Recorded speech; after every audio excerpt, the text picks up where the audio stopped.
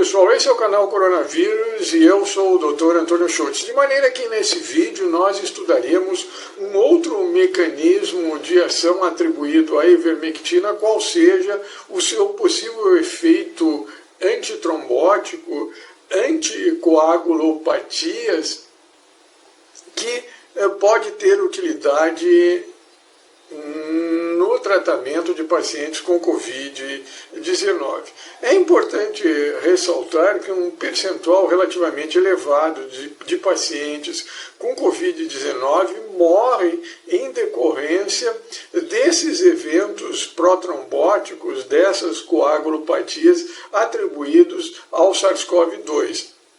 Também é importante se ressaltar que se ressalta a importância da ivermectina e desse mecanismo antitrombótico, anticoagulopatias atribuídos à ivermectina, porquanto em um percentual reduzido de pacientes que se submetem à vacinação, ocorre uma coagulopatia, um evento biológico relacionado com a indução de autoantígenos que se depositam na superfície plaquetária de maneira a dirigir uma resposta imune contra esses autoantígenos que acaba por destruir as plaquetas, determinando essas coagulopatias capazes também de induzir os pacientes a uma trombose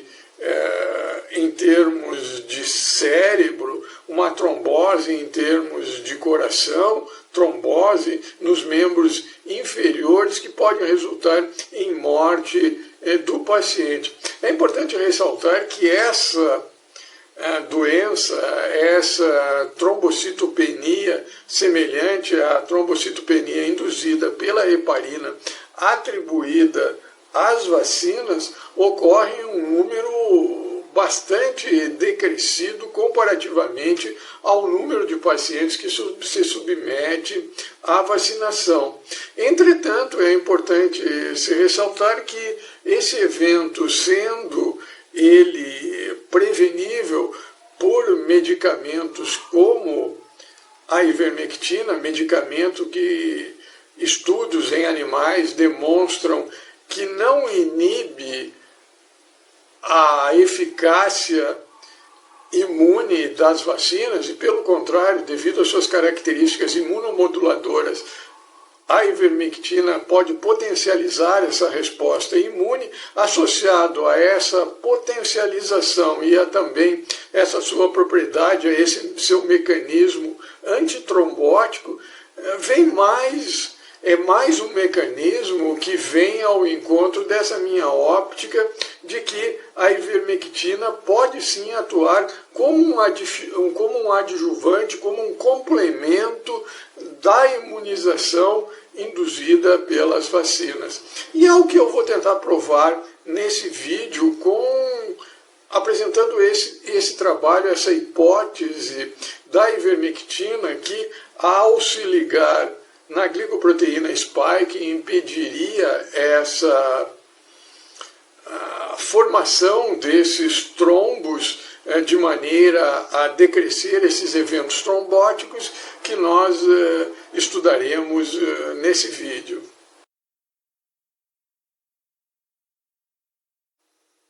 Feitas essas considerações em tela, eu passo a apresentar a bibliografia, bem como o direito autoral, preserva o direito autoral das fotos, das figuras, das imagens que serão apresentadas nesse slide. Basicamente, esse trabalho que serviu de base para a elaboração desse slide, ele é um trabalho do professor Luiz Ortega Paz e colaboradores, que foi publicado no Journal of American Heart Association. E ele, traduzido para o português, seria algo semelhante a isso. A Covid-19 associada à trombose e coagulopatia, revisão da patofisiologia e implicações para o acompanhamento, o tratamento antitrombótico. Esse trabalho ele foi publicado nesse HTTP aqui, pode ser acessado tanto em HTML quanto em HTTP. Isto posto, os autores eles nos apresentam, como o título menciona, a patofisiologia ou a fisiopatologia das coagulopatias e trombose. Basicamente, essas alterações elas podem ser sinalizadas, identificadas por meio desses 3 eventos que ocorrem, ou seja, um evento inicial que implica na interação do vírus com os receptores em nível da membrana celular, da membrana plasmática das células, dos diferentes tecidos onde o SARS-CoV se liga, induz uma inflamação em nível pulmonar e também em nível do endotélio vascular, da vasculatura dos diferentes tecidos, que resulta nas tromboses nas diferentes localizações, cujo mecanismo envolvido está expresso nessa figura na parte inferior em tela. De maneira que a fase inicial desse mecanismo que induz coagulopatias e trombose se deve à ligação do SARS-CoV-2 nos diferentes receptores em nível da membrana plasmática, susceptíveis à ligação com a glicoproteína spike, dentre os quais se ressaltam o receptor ACE2, ou seja, a enzima conversora da angiotensina 2, e um outro receptor que tem maior relação com a ativação dessa rota que determina essas coagulopatias e tromboses, qual seja o receptor CD127. Esse receptor CD127 é um receptor que se localiza nas células sanguíneas, especialmente nas hemácias, também em células endoteliais, pericitos, que quando ativado é um receptor da superfamília das imunoglobulinas, que quando ativado induz em nível dos pericitos, das células endoteliais, da musculatura que envolve, da microvasculatura que envolve esses vasos, que está relacionado com os mecanismos de vasodilatação, vasoconstrição desses vasos, determina essa lesão inicialmente resultante, ressalto novamente, dessa interação do SARS-CoV-2 com os receptores, de maneira que promove a infecção, promove alterações fisiopatológicas em nível dos pericitos, da vasculatura e também das células endoteliais. Em decorrência dessa ligação do SARS-CoV com esses receptores, ocorre uma desregulação dos receptores envolvidos no sistema renina-angiotensina, que determina efeitos fisiopatológicos em nível do sistema cardiovascular. De maneira que esse descompasso, essa desregulação desse sistema renina-angiotensina determina o aumento da concentração, ou melhor dizendo, o aumento da expressão do receptor ACE2 e a diminuição do receptor ACE1, ou seja, da enzima conversora da angiotensina 1 e 2, de maneira que, em consequência dessa desregulação, dessa infecção dessas células em nível da vasculatura, ocorre a indução da apoptose e associada com a geração de citoquinas, como as citoquinas da interleucina 1 beta e a interleucina 18. Também em nível do pulmão, do alvéolo pulmonar e ao nível da vasculatura, essa indução da ativação desse receptor, desses receptores CD127 e da enzima conversora da angiotensina 2, associada a essa lesão da vasculatura, aumenta a permeabilidade vascular, o edema, a permeabilidade vascular em nível do alvéolo pulmonar, de maneira que essas citoquinas determinam um processo inflamatório ao nível desse alvéolo pulmonar, que se caracteriza pela ativação de macrófagos que produzem fatores pró-inflamatórios, induzem as células que migraram da vasculatura para o interior do alvéolo pulmonar também promoverem a síntese e secreção de citoquinas, fatores de crescimento e de outros mediadores químicos que determinam a ativação da via de fatores da coagulação que resultam na formação da fibrina. De maneira que, em decorrência dessa interação, dessa associação da fibrina com a presença de células inflamatórias, de fatores da coagulação, de células sanguíneas como as hemácias alteradas, de plaquetas também, cuja atividade funcional se encontra alterada, gera-se esses trombos em nível dos membros inferiores, ao nível do tecido cerebral, ao nível do tecido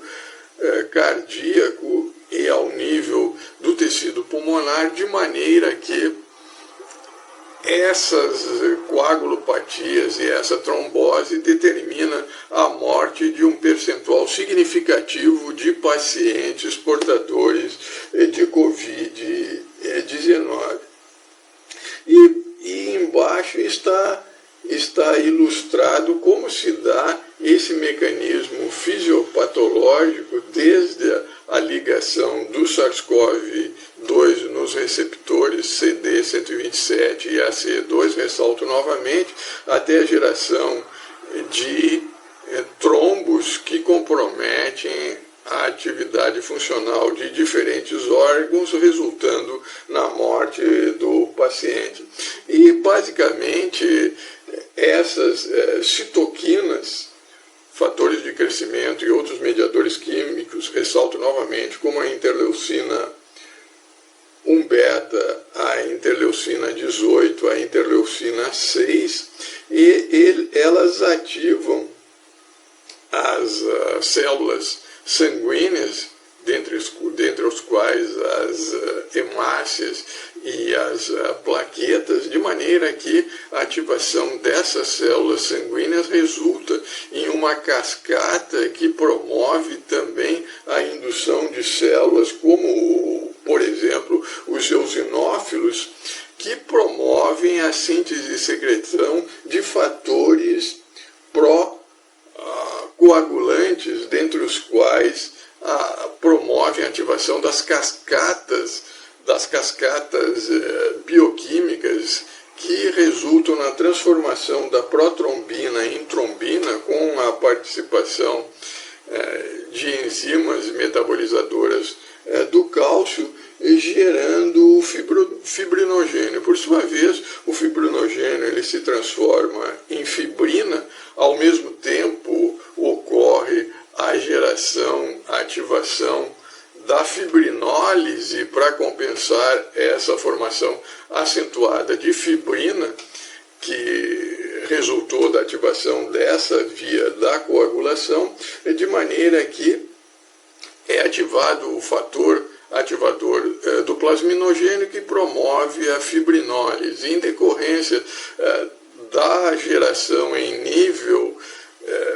essa fibrina fragmentada, degradada, geram também outros produtos que também contribuem para a formação do trombo, de maneira que esse trombo ele é um resultado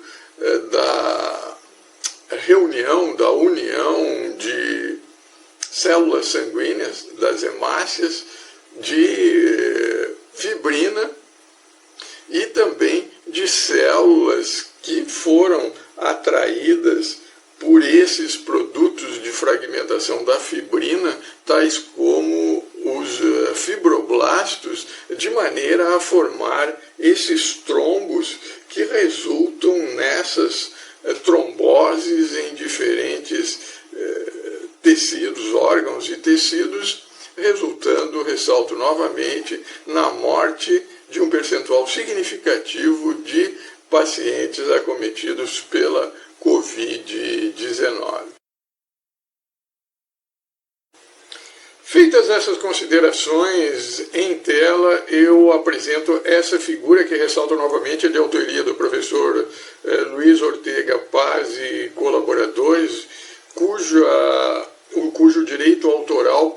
a eles pertence, bem como às universidades a que são vinculados e ao periódico em que foi publicado esse artigo, cuja referência bibliográfica, ressalto novamente, foi mencionada anteriormente, que pertence ao grupo Nature.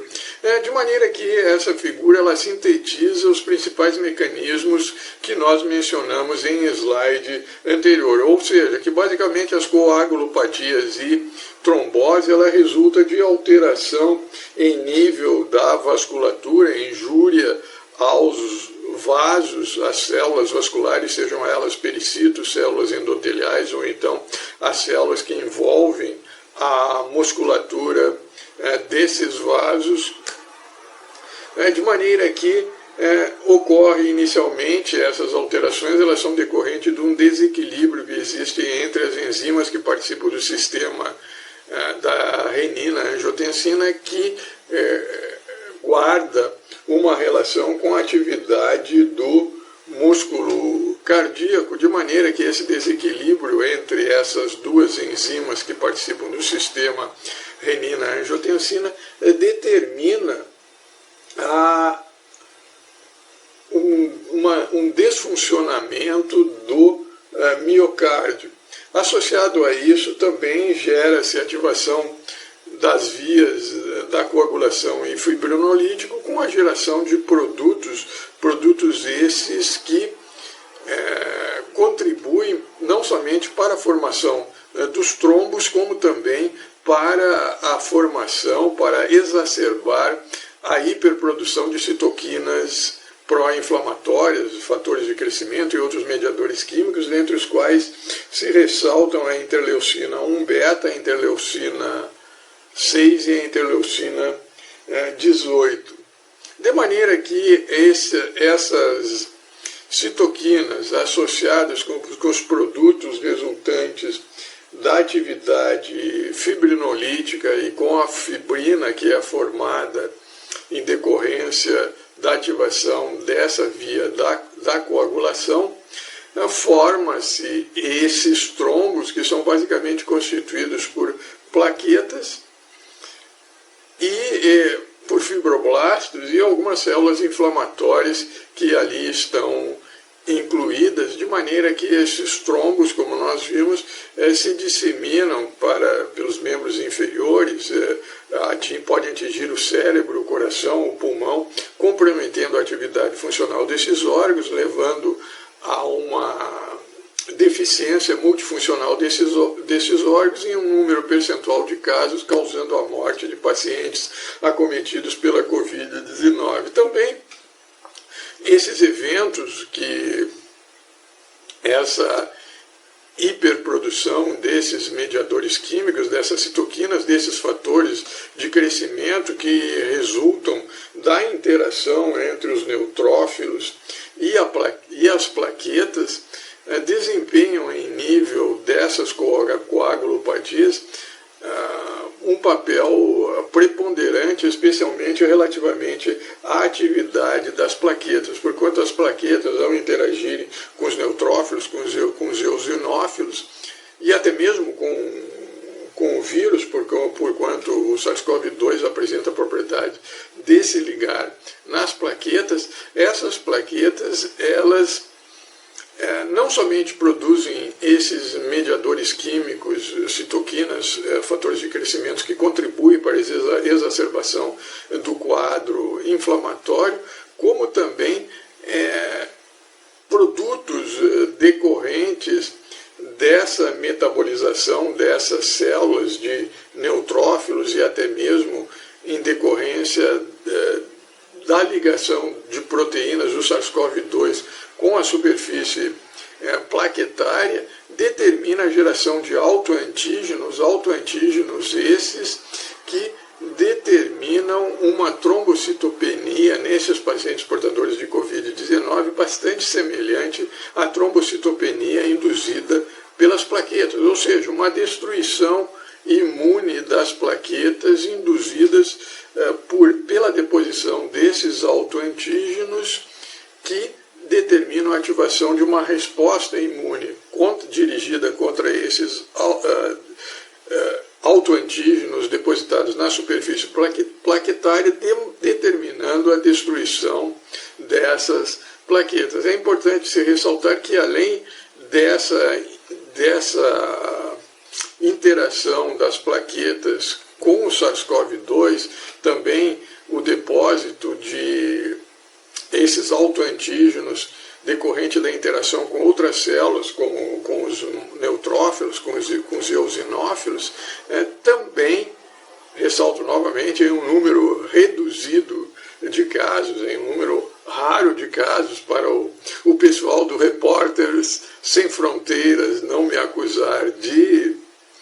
estar propagando notícia falsa. As vacinas também, ressalto novamente, um número reduzido de casos, em um número raro de casos, podem induzir a deposição desses autoantígenos sobre a superfície plaquetária e induzir essa trombocitopenia semelhante à trombocitopenia induzida pelos coronavírus, pelas proteínas do SARS-CoV-2, ou então induzida pela heparina, determinando essa destruição dessas plaquetas, essa trombocitopenia, vindo o paciente portador de Covid-19 falecer em decorrência dessas alterações em nível plaquetário que se reflete na atividade multifuncional de diferentes órgãos.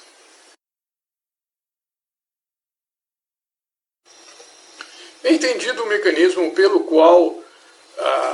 ocorre a formação desses trombos e coagulopatias em pacientes com Covid-19, alguns já apresentando esses problemas anteriormente à Covid-19, mas que se agravam com a Covid-19, outros desenvolvendo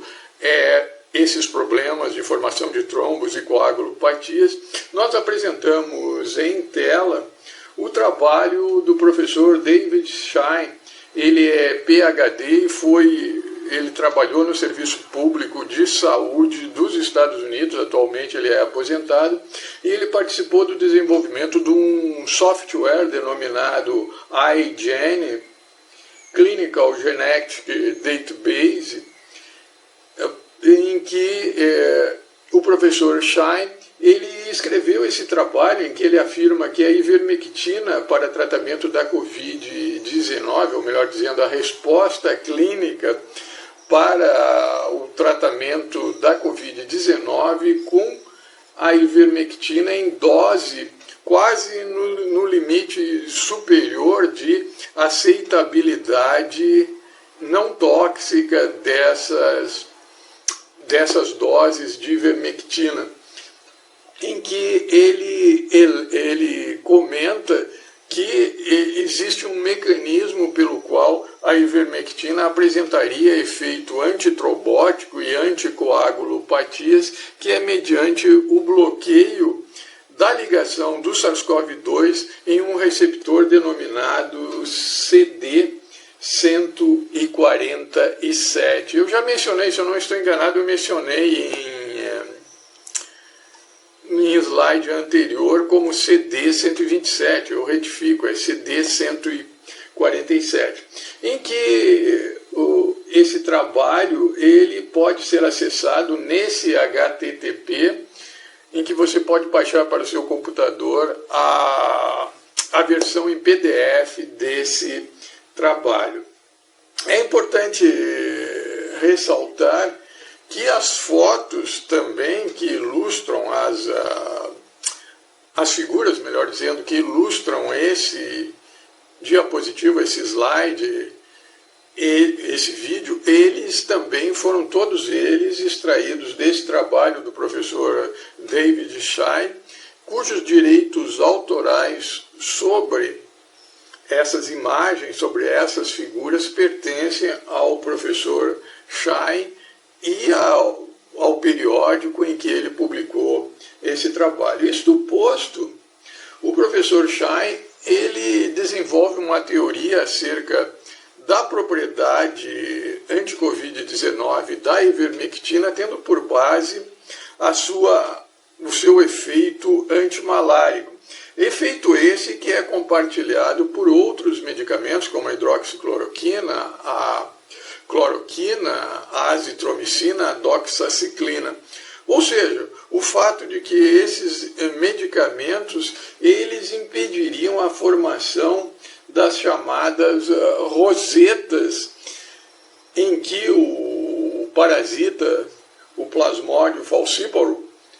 ele forma essas rosetas, ou seja, ele forma estruturas esféricas, rosetiformes, globulares, no interior dos vasos e também estruturas essas que aderem na parede desses vasos, causando essa formação desses trombos que ocluem a passagem do sangue e que são, no vaso em que ele se originou, ou então fixando-se em capilares, por exemplo, em nível do sistema nervoso central, e como nós vimos também no coração, no pulmão, nos membros inferiores, de maneira a determinar a morte do paciente por trombose.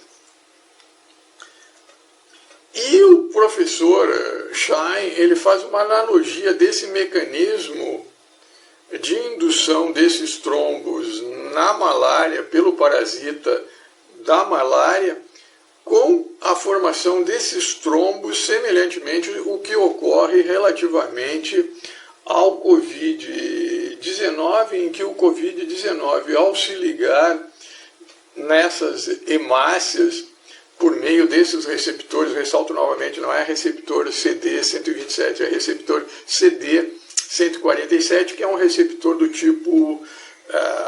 das famílias, da superfamília das imunoglobulinas. De maneira que, semelhantemente ao parasita da malária,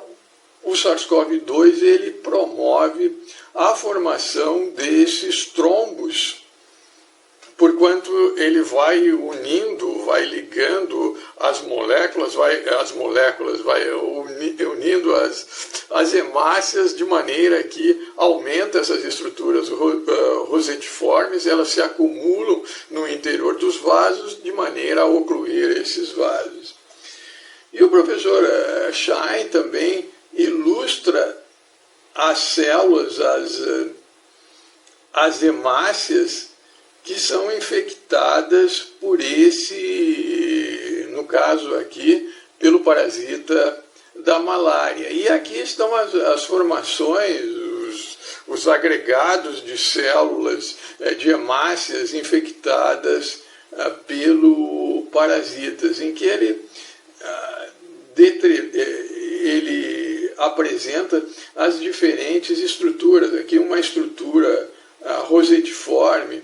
aqui a aderência a citoaderência às células endoteliais, em que você claramente visualiza as hemácias infectadas pelo parasita.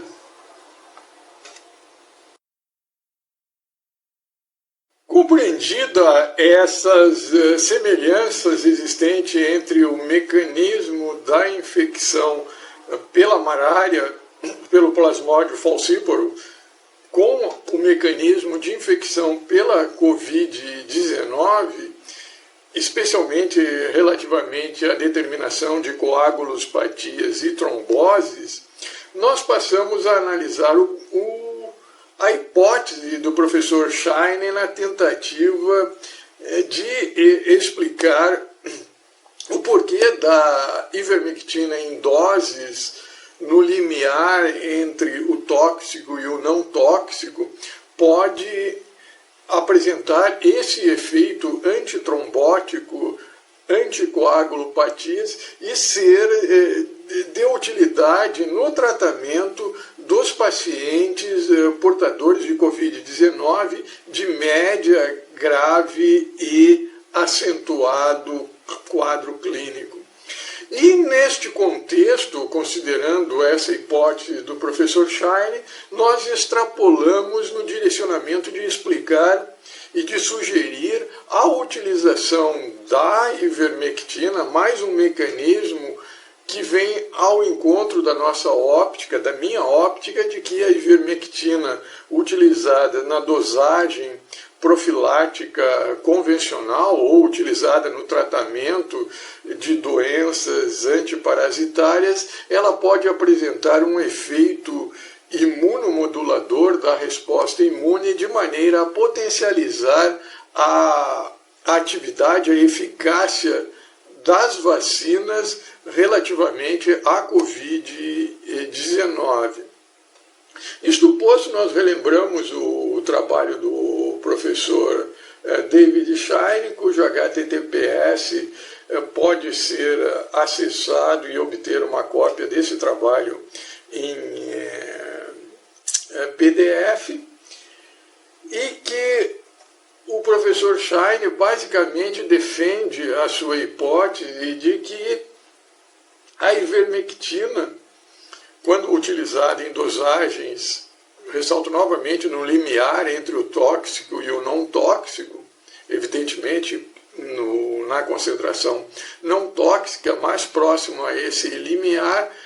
apresentaria a propriedade de inibir a ligação do SARS-CoV-2 em receptores do tipo CD147, de maneira a, ao impedir essa ligação, não formar a formação dos trombos decorrentes da ligação entre as hemácias, bem como da ligação também nesse trombo de plaquetas. E para quem acompanha os meus vídeos, eu apresentei um trabalho em sílico em que o professor Dasgupta, ele reporta o sítio de ligação da ivermectina na glicoproteína spike, de maneira a impedir essa ligação nesse receptor CD147, cuja atuação, o mecanismo de ação da ivermectina, mediante essa ligação à glicoproteína spike, ocorreria em um domínio, em uma fenda existente entre os dois centros conformacionais da subunidade S2 da glicoproteína spike, distante, por exemplo, de onde estão ocorrendo ou ocorre a grande maioria das mutações capazes de diminuir a eficácia das vacinas contra o SARS-CoV-2, de maneira que até até a presente data, até o presente momento, não se tem conhecimento de mutações que ocorram nessa localização da glicoproteína spike de maneira a impedir essa ação da ivermectina, ressalto novamente, atuando como um anticorpo neutralizante, de maneira a se ligar nessa fenda entre os dois centros conformacionais S2. E é basicamente esse mecanismo que eu utilizo para para sugerir, propor que estudos sejam desenvolvidos no direcionamento de se pesquisar acerca da eficácia das vacinas conjuntamente com a utilização da ivermectina. Finalmente, nós apresentamos nesse vídeo como resumo a hipótese defendida pelo professor David Scheid, que é um funcionário público aposentado do Serviço de Saúde americano com doutorado, com PhD, em que o professor Scheid propõe que a ivermectina, quando ingerida em uma dose próxima ao limiar entre o tóxico e o não tóxico, evidentemente que ainda no não tóxico, não atingindo esse limiar, apresentaria uma atividade anticoagulopatia e antitrombótica, e que esse mecanismo anticoagulopatia e antitrombótico seria semelhante ao decorrente da ação antimalárica da ivermectina, porquanto o mecanismo de formação desses trombos, tanto pelo parasita da malária, o Plasmodium falciparum, quanto pelo SARS-CoV-2 seriam semelhantes, ou seja, eles decorreriam da ligação da glicoproteína spike em receptores do tipo CD47, presentes tanto em hemácias quanto nas plaquetas. De maneira que a ivermectina, nessa concentração, e por se ligar em fendas, em domínios, em sítios localizados em depressões entre as duas unidades conformacionais S2 da glicoproteína spike, impediria a ligação da glicoproteína spike nesse receptor CD147, de maneira a bloquear essa ligação e, consequentemente, ativar essas vias da coagulação ou então induzir uma trombocitopenia plaquetária decorrente da formação de autoanticorpos dirigidos contra a superfície plaquetária induzida por essa resposta imune. Trombocitopenia essa bastante semelhante à trombocitopenia induzida pela heparina. E neste contexto que o professor Scheid contextualiza essa atividade da ivermectina, eu faço uma analogia me valendo desse mecanismo relativamente à utilização da ivermectina, não mais em concentrações elevadas, tais como o professor Scheid propõe, mas na concentração preconizada pelo FDA americano relativamente à atividade antiparasitária da ivermectina, de maneira que a ivermectina utilizada nessa concentração profilática e no tratamento dessas infecções parasitárias possa ser utilizada conjuntamente com as vacinas, objetivando não somente essa atividade antitrombótica, anticoagulopatias, mas também potencializar essa atividade imune, esse aumento, essa eficácia imune induzida pelas vacinas. Eu ressalto também que não somente essa trombocitopenia plaquetária pode ser induzida pelo SARS-CoV-2, como também, ressalto novamente para o pessoal do Repórteres Sem Fronteira não dizer que eu estou apregoando notícia falsa. Em um número reduzido, quase raro de casos, a atividade vacinal, especialmente a vacina da Oxford, AstraZeneca, Oxford, tem se mostrado capaz de induzir também como um efeito colateral, ressalto novamente, reduzido, quase raro de casos, essa trombocitopenia de natureza imune capaz de destruir as plaquetas e induzir o aumento das coagulopatias e também induzir a formação de trombos. Ressalto novamente